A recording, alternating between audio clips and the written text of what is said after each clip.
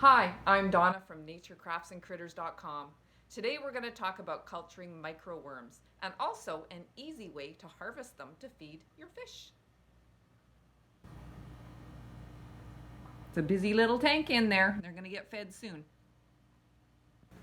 To start your microworm culture, what you need is some medium. In this case, I am using oatmeal. Take a nice generous dollop, enough that will fit in the bottom of your container when you flatten it down. And if you flatten it, the idea is to have all the media in a single level. Usually anything that sticks up above a moisture will get moldy, so this helps to prevent the mold. So I've just got one nice flat. Now, whether you've got your starter culture or from another older culture, you can probably see the seething mass on the right-hand side in the light there. So we just want to get a little bit of a tablespoon, doesn't even need to be a full tablespoon, just some of that medium that's got a lot of the shimmeriness, because that contains the little nematodes that we are trying to culture. So I'm just going to take that and scoop it on top of the new medium culture here, and you can see just a little bit covered. Now, what we're going to do is set that aside, put the lid on, make sure there's some holes for some air, and we're going to set that aside for, depending on the temperature it's sitting at, it might be a couple of days or a week. And by then it should be ready to harvest. Now, here's a simple way to harvest these microworms. What I do is twofold. One, I take a paper towel and I lay it, once it's mature, so I take the mature, so I'm going to use this one because it's a mature one and it's ready to harvest.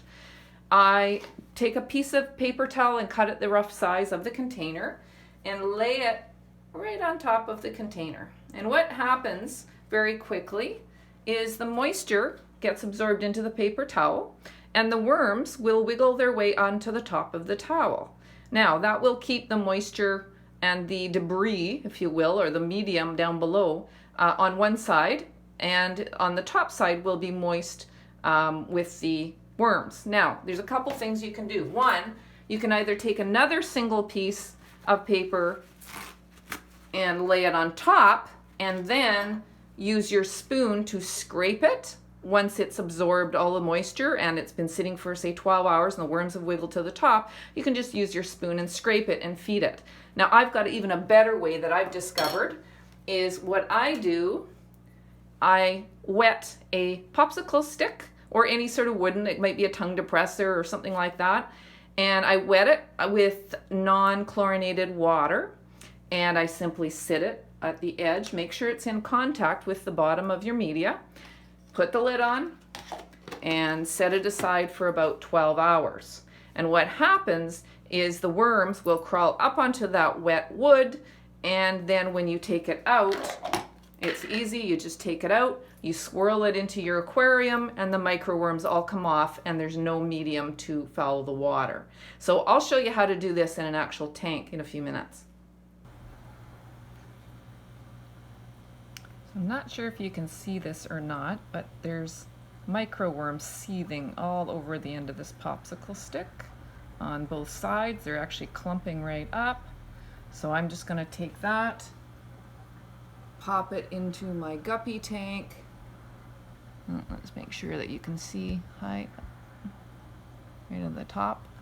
So I'm going to pop it in my guppy tank and swirl it around, and you can just see the swirls coming off.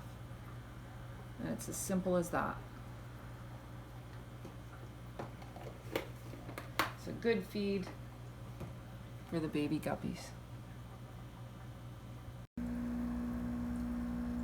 So you hopefully can see the microworms crawling on the base of the popsicle stick, just that shimmer.